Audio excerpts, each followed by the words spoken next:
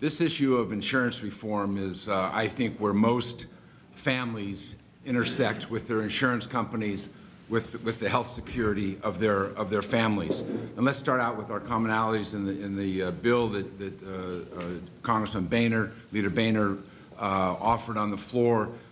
He agreed that lifetime caps should be abolished, that annual caps should be abolished, that young people should be able to stay on their parents' plan. I think it was 25. I think in your suggestion, Mr. President, it's 26. So there's that kind of commonality there.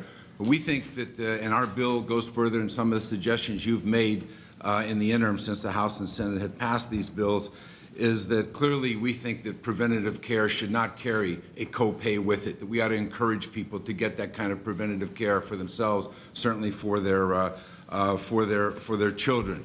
We allow the health savings accounts to continue. That's a variation on, as my colleague talked about, what they think insurance reform should reflect. Clearly now, when we see the request in California for a 38% increase, in Michigan for 56% increase, I think in Maine it's 27% increase. You've suggested stronger language than we have in either the House or Senate bill, I think along the lines what Senator Feinstein has been talking about in terms of rate review. People are trapped in these systems. But the one area where there still seems to be disagreement, it was not in the substitute offered by the Republicans when we were on the floor, and that is this question of pre-existing conditions, because this is a real trap for families. Either because you find out that you need to go to get care for a disease or an illness, and you may get a checkup and they may discover that you have arthritis, but you didn't disclose you had arthritis. So now that's a pre-existing condition, and you may lose that policy. You may have to provide more. And the fact of the matter is, you hate to admit this at my age, but I sit here with 2 artificial hips, a little bit of arthritis, and I have a kidney stone. I'm dead in that insurance market if I have to switch policies or switch companies or look for another chance. Now, why should that be? Those hip replacements have been with me for 15 years. And I have no trouble, but it's a way of denying me care. And if you have acne, it's a way of denying you care. In fact, what you see from one of the Blue Cross companies here is 3 pages of things that will keep you out of care, will keep you from changing your jobs. And it goes on and on and on. With those, back pain will keep you, a pre-existing condition, acne that I mentioned, a cleft palate that we talked about earlier here. It means that. So what does that mean when you want to change jobs? What does that mean when you want to start your own company? It means you go without insurance. Or you pay some policy that has a $5,000 deductible or $7,000 deductible. This is a real issue to American families. 56 million people right now have insurance policies where pre-existing conditions can knock them out at any given time.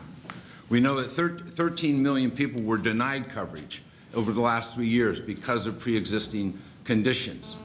And so now you're trapped. You have a pre-existing condition. You can continue maybe with that insurance company if you pay more, but you can't shop in the marketplace for another insurance company. You can't go from Blue Shield to Kaiser because you have a pre-existing condition. You start to see the economic trap and uncertainty that families are confronted with. Now, the interesting thing was, during these negotiations, Senator Dodd and I worked very hard on these issues.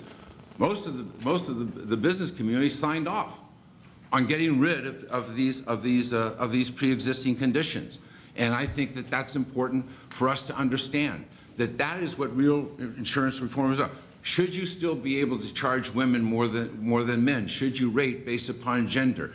To what extent can you rate based upon ages? What's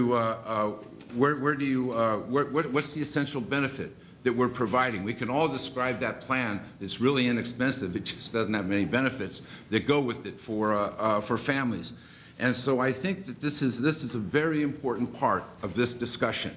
I know when I go home in my district, I hear about this from the people I represent. I hear about this from my wife, and she's talking about our kids and her friends and people she spends time with, how they struggle with these. And what we're really talking about is the manipulation to move people around within the insurance market. And yes, you can go to a high-risk pool.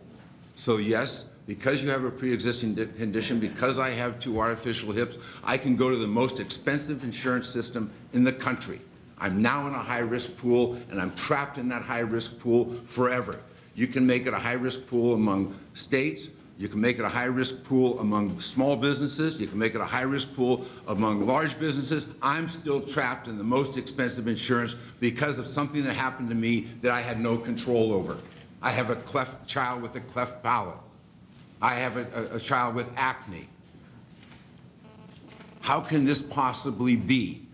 Now, fortunately, in our discussions, as I said, a lot of the business organizations have agreed that these things should be phased out over time. Some can be put in right away, as it's not terribly expensive to cover people 18 to 26, and that can be done right away, and we have that commonality.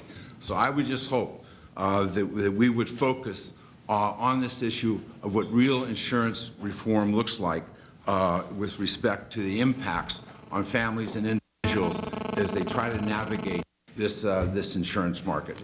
Thank you, George.